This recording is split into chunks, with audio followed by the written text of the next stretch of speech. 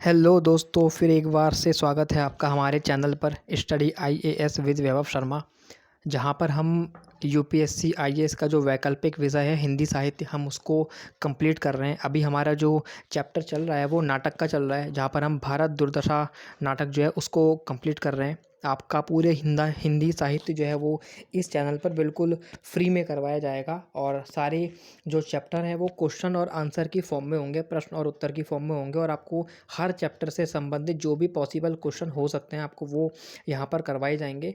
और आप इनके अच्छे से नोट्स बनाएं, अच्छे से समझें। अगर आपका कोई भी सजेशन हो तो आप नीचे वीडियो के कमेंट बॉक्स में आप मुझे बताएं, आपका सजेशन बिल्कुल माना जाएगा। तो शुरू करते हैं हम। आज का हमारा सवाल है कि भारत दुर्दशा वर्तमान में भी इतना प्रासंगिक है जितना अपने लेखन काल में था, इसकी समीक्षा कीजिए। प्रासंगिकता वाले क्वेश्चन जो है वो किसी के भी साथ आ सकता है, वो नाटक में पूछा जा सकता है, वो उपन्यास में पूछा जा सकता है। जैसे हमारे में 3 नाटक है, इसका स्कंदगुप्त नाटक है, दिव्या है, और आपका भारत दुर्दशा नाटक है। हाँ, तो इसमें से किसी से भी आषाढ़ का एक दिन नाटक है, तो वो आपसे किसी से भी पूछा जा सकता है कि प्रासंगिकता क्या। प्रासंगिकता मतलब क्या होता है? कोई भी जो रचना होती है वो अपने समय की ना कुछ समस्याओं को दिखाती है, और उन समस्याओं का क्या समाधान हो सकता है उनको भी दिखाती है। तो क्या वो समस्याएं और क्या वो समाधान आज भी वर्तमान में भी आपको दिखाई देते हैं या नहीं दिखाई देते हैं, इसी से किसी भी रचना की प्रासंगिकता तय होती है। जैसे अगर हम भारत दुर्दशा नाटक की बात करें तो भारत दुर्दशा नाटक जो है वो 1875 में लिखा गया था, जब हमारा देश अंग्रेजों का गुलाम था। हमारे भारतीय समाज में रूढ़िवादिता, जाति के आधार पे भेदभाव, धर्म के आधार पर भेदभाव, कृषि में हम बहुत पिछड़े हुए थे, और हमारे रोग, प्लेग, ये सब चीज़ें रोग थे ये बहुत ज़्यादा फैले हुए थे। मदिरा जो है वो बहुत ज़्यादा चलन में थी। तो ये सब चीज़ें जो है वो उस वक्त की समस्याएं थी। तो भारतेंदु ने जो नाटक लिखा है भारत दुर्दशा, उसमें भारतेंदु ने इन्हीं समस्याओं के बारे में बताया है। ठीक है, तो अभी हम इसमें से जो आपकी स्लाइड अभी चल रही है यहाँ पर आपकी कुछ लाइनें हैं जो किसी भी क्वेश्चन पे आप लिख सकते हो। अगर प्रासंगिकता से संबंधित कोई भी क्वेश्चन आपसे पूछा जाता है तो ये यूनिवर्सल लाइनें जो मैंने खुद लिखी हैं कि प्रत्येक रचना में अपने समय के कुछ समस्याओं का संकलन होता है, जो केवल उस समय में नहीं बल्कि आने वाले समय में भी प्रासंगिक होती हैं। ऐसा ही हमें भारत दुर्दशा नाटक में देखने को प्रतीत होता है, जहाँ धर्म, जाति संघर्ष, मदिरा, नेतृत्व वर्ग में कमी, रोग, कृषि का पिछड़ापन जैसी समस्याएं देखने को मिलती हैं।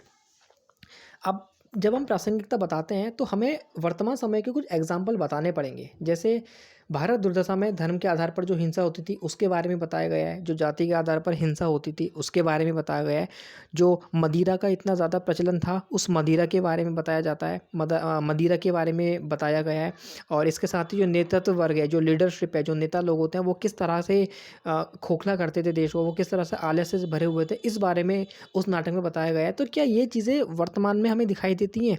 बिल्कुल दिखाई देती हैं। तो आपको करंट के कुछ एग्जाम्पल देने पड़ेंगे प्रासंगिकता वाले क्वेश्चन में। जैसे मुजफ्फरनगर, सहारनपुर में धार्मिक हिंसा हुई थी। सबरीमाला जो टेम्पल है साउथ की तरफ, वहाँ पर वो रूढ़िवादिता को दर्शाता है, जहाँ पर महिलाओं की एंट्री जो है वो मना थी। अगर हम जाति संघर्ष की बात करें तो आज हर राज्य में, हर जिले में, हर गाँव में जाति के आधार पर आपको द्वंद्व दिखाई दिया जाएगा। अगर हम बिहार जैसे राज्यों की बात करें तो वहाँ पर मदिरा जो है वो एक बहुत ही बड़ी समस्या की तरह दिखाई देती है, जिससे कई परिवारों को नुकसान होता है। आज भी हमारे समाज में कई वर्ग ऐसे हैं जिनके पास अच्छे नेतृत्व की कमी है। प्रत्येक जो नेतृत्व करता है, जो हमारा लीडर है, जो हमारा नेता है, वो जाति और धर्म के द्वारा जनता को बरगलाने का प्रयास करते हैं, और जीतने के बाद भ्रष्टाचार में लिप्त हो जाते हैं। निष्क्रियता और आलस्य इन नेताओं की पहचान बन जाती है। ये सभी चीज़ें आपको आज हमारे भारत में देखने को मिलेंगी।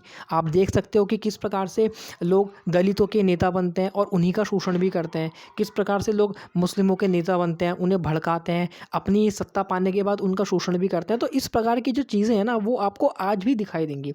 तो डेफिनेटली जो भारत दुर्दशा नाटक है, जो समस्याएं उस समय थी वो समस्याएं आज भी मौजूद हैं। और कौन सी समस्याएं हैं उस वक्त अगर हम देखें तो शिक्षा के माध्यम से भारतेंदु जो है वो समस्याओं का समाधान निकालने की कोशिश करते थे। तो आज भी शिक्षा के माध्यम से अनेक समस्याओं का समाधान जो है वो निकालने का प्रयास किया जा रहा है। ठीक है, डिजिटल युग में लोग स्वयं जागरूक होते हैं, जैसा आज का जो हमारा युग है वो डिजिटल युग है, और भीतर की समस्याओं को पहचानते हैं।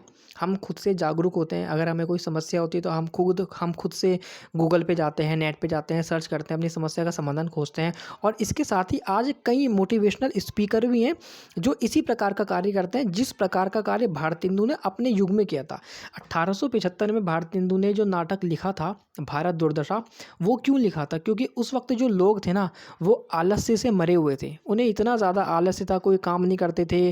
धर्म के आधार पर संघर्ष होना, जाति के आधार पर संघर्ष होना, रूढ़िवादिता, बहुत ही पिछड़ा हुआ भारतीय समाज था हमारा। भारतेंदु उन लोगों के अंदर ऊर्जा पैदा करना चाहते थे ताकि वो आज़ादी के लिए लड़ाई लड़ें, ताकि वो देश को बचाने के लिए साथ में आए। तो भारतेंदु ने उन लोगों को मोटिवेशन देने के लिए क्या लिखा? उस वक्त गूगल, यूट्यूब ये सब चीज़ें तो थी नहीं। उस वक्त सिर्फ कॉपी और पेन हुआ करता था। तो उन लोगों को मोटिवेट करने के लिए भारतेंदु ने ये रचना लिखी थी जिसका नाम है भारत दुर्दशा नाटक। तो भारतेंदु क्या है? भारतेंदु भी उस वक्त के एक मोटिवेशन स्पीकर थे जैसा आज के मोटिवेशनल स्पीकर है। ठीक है, भारतेंदु ने भी वही काम किया था जो आज के मोटिवेशनल स्पीकर करते हैं। तो बिल्कुल रेलेवेंसी है। आलस्य भरे समाज को जागरूक करने के लिए भारतेंदु ने एक मोटिवेशन स्पीकर का काम किया। आज के जो मोटिवेशन स्पीकर है वो भी आज यही काम करते हैं। और प्रासंगिकता क्या है? आज हमने वैज्ञानिक प्रगति बहुत कर ली है, हमने काफ़ी वैज्ञानिक प्रगति करी है, लेकिन आज भी हमारे समाज का जो मूल ढांचा है ना, वो आज भी बहुत ही जड़ है। वो आज भी बहुत ही स्थैतिक बना हुआ है। वो बहुत ही जड़ है। जड़ मतलब होता है कि जो चीज़ रुक जाती है, जैसे पेड़ हो गया, पेड़ रुके हुए हैं क्यों? क्योंकि वो जड़ है, वो एक ही जगह से है, वो एक जगह से हिल नहीं सकते हैं। हम हिल सकते हैं एक जगह से। आज वर्तमान समय में शिक्षा का प्रसार तो बहुत हो गया है, लेकिन व्यक्ति की जो सोचने की प्रक्रिया है, हमारी जो चिंतन करने की प्रक्रिया है ना, उसमें बहुत ज़्यादा परिवर्तन नहीं हुआ है। आज भी अगर हमारा कोई भी रिलीजियस लीडर हमसे कुछ कहता है, हमारा अगर पॉलिटिकल लीडर हमसे कुछ कहता है, तो हम बिना सोचे समझे उसकी बातों पे विश्वास कर लेते हैं। इसी के द्वारा वो हमें बरगलाती भी। तो हमारी जो चिंतन प्रक्रिया होती है ना, वो आज भी बहुत पिछड़ी हुई है। आज भी उसमें बहुत ज़्यादा परिवर्तन नहीं हुआ। जबकि भारतेंदु ने नाटक 1875 में लिखा था और आज 2022 चल रहा है। तकरीबन 100 से 150 के लगभग साल हो चुके हैं, लेकिन आज भी हमारी जो चिंतन प्रक्रिया है ना, उसमें बहुत ज़्यादा परिवर्तन नहीं हुआ है। तो एक प्रॉब्लम क्या थी? चिंतन प्रक्रिया प्रॉब्लम थी। ठीक है, वो प्रॉब्लम हमारी आज भी बनी हुई है। और कौन सी प्रॉब्लम थी? उस वक्त वर्ण व्यवस्था थी, उस वक्त जाति व्यवस्था थी, जाति अभिजात्य का मतलब होता है कि किसी एक विशेष जाति का श्रेष्ठ होना, कि हमारी जाति तुमसे श्रेष्ठ है और तुम हमसे नीचे हो। तो जाति अभिजात्य जो है वो उस वक्त भी बहुत बड़ी समस्या थी, ये आज भी बहुत बड़ी समस्या है। उदाहरण के तौर पर उत्तराखंड में एक केस आया था जहाँ पर स्कूल में जो भोजन माता थी वो एक दलित समुदाय को बिलोंग करती थी। तो वहाँ पे पढ़ने वाले जो बच्चे थे, जो सवर्ण बच्चे थे, उन्होंने उस भोजन माता के हाथ का खाना खाने से मना कर दिया। क्यों? क्योंकि वो एक दलित महिला है, इसलिए हम उसके हाथ का भोजन नहीं खाएंगे। तो ये क्या है? ये हमारी जाति व्यवस्था है। ये हमारा जातीय अभिजात्य है कि हम ऊंची जाति के हैं, तुम नीची जाति के हो, इसलिए हम तुम्हारे हाथ का पका जो खाना है वो हम नहीं खाएंगे। तो आज भी ये समस्या देखने को मिलती है, कल भी ये समस्या देखने को मिलती थी। लेकिन और एक चीज़ क्या, जब भारतेंदु का समय था ना, तो उस वक्त जाति के आधार पर संघर्ष बहुत ज़्यादा होते नहीं थे। जाति उस वक्त क्या काम करती थी? जब समाज की एकता की बात आती थी ना, तो वहाँ जाति बड़ी एक बांधक थी। बहुत ही एक मतलब जाति रोकती थी समाज को एक होने से। जाति जो है वो रोकती थी, लोग एक साथ आ नहीं पाते थे क्योंकि हम इस जाति के हैं, तुम उस जाति को, हम एक साथ नहीं आ पाएंगे। तो भारतेंदु के समय जो जाति प्रथा समाज की एकता में बांधक थी ना, वही जाति प्रथा आज उसने संघर्ष का रूप ले लिया है। आज जाति के आधार पर लोगों को एक्सप्लॉइट किया जाता है, जाति के आधार पर लोगों का शोषण किया जाता है। आज सभी जाति के लोगों के अपने अपने संगठन हैं, जैसे वो अम्बेडकरवादी संगठन, परशुराम संगठन, जो भी पासवान संगठन, डिफरेंट तरह के आपको हर प्रकार की जाति का आपको अपने संगठन मिल जाएंगे। हर प्रकार की जाति की अपनी अपनी आपको सभाएं मिलेंगी, अग्रवाल सभा, कश्यप सभा, ब्राह्मण सभा। हर प्रकार के जाति के लोगों ने अपने अपने लिए सभाएं बना ली। यही प्रॉब्लम भारत दुर्दशा नाटक में भी दिखाई गई है, यही प्रॉब्लम आज भी हमारे देश में मौजूद है। और क्या है, उस वक्त भी नारी का जो शिक्षा का प्रसार था वो नहीं था, लेकिन आज नारी का जो शिक्षा है ना उसमें तो प्रसार हुआ है। लेकिन जो उपभोक्तावादी बाजार व्यवस्था है ना, उपभोक्तावादी बाजार व्यवस्था का मतलब होता है कि एक ऐसी बाजार व्यवस्था जहाँ पर उपभोक्ता का शोषण किया जाता है। तो ठीक उसी प्रकार से आज जो एक स्त्री होती है, जो आज एक नारी होती है, उसका जो दैहिक शोषण है उसमें वृद्धि हुई है। एक वक्त जो वेश्यावृत्ति होती थी वो बड़े बड़े महानगरों में होती थी, जो बहुत बड़े बड़े शहर होते थे। लेकिन आज यही चीज़ उस महानगरों की परिधि से निकल करके छोटे छोटे नगर और कस्बों तक में फैल रही है। ये आज बहुत बड़ी समस्या है। अदालत जो होती है, आज अदालतों में जो पारिवारिक मुकदमे हैं उनमें वृद्धि हो गई है। उसी वक्त उन्होंने एकता की बात करी थी और आज हम देख रहे हैं कि आज हमारी एकता इतनी टूटी हुई है कि आज पारिवारिक मुकदमे जो हैं उनमें वृद्धि हो गई है। आज जो फैशन परस्ती है आज उसको बढ़ावा मिलता है, जहाँ लोग आवश्यकता के बजाय ट्रेंड पे जोर देते हैं कि आजकल ये ट्रेंड चल रहा है, हम ये खरीदेंगे। जबकि भारतीय हिंदू कहते थे कि आवश्यकता जो है हमें उस पे ध्यान देना चाहिए। वो भी इसी चीज़ को लेकर के स्ट्रगल कर रहे थे। और क्या चीज़ है, आज सिफारिश के अभाव में नियुक्ति नहीं होती है, चाहे वो तरक्की हो चाहे वो ठेके हो। इन सभी चीज़ों के लिए मंत्रियों की सिफारिश चाहिए होती है। एक हालिया उदाहरण आया था कि उत्तराखंड विधानसभा का जो भर्ती घोटाला आया था, वहाँ पर मंत्रियों की परमिशन से लोगों को विधानसभा में नौकरी दे दी गई थी। बस एक प्रार्थना पत्र लिखना पड़ा था कि हम इस पद के लिए योग्य हैं, कृपया हमें नौकरी देने की कृपा करें, और उन्हें नौकरी दे दी गई थी। यही जो समस्या थी वो भारत दूरदर्शन नाटक में भी थी कि जो नेतृत्व वर्ग है ना उनमें अभाव था, जो मंत्री थे वो करप्ट थे, जो भारत दूरदर्शन नाटक, क्योंकि दूरदर्शन के आंतरिक कारण और बाह्य कारण दोनों थे। आंतरिक कारण के जिम्मेदार कौन थे? हम भारत के लोग आंतरिक दुर्दशा के कारण थे।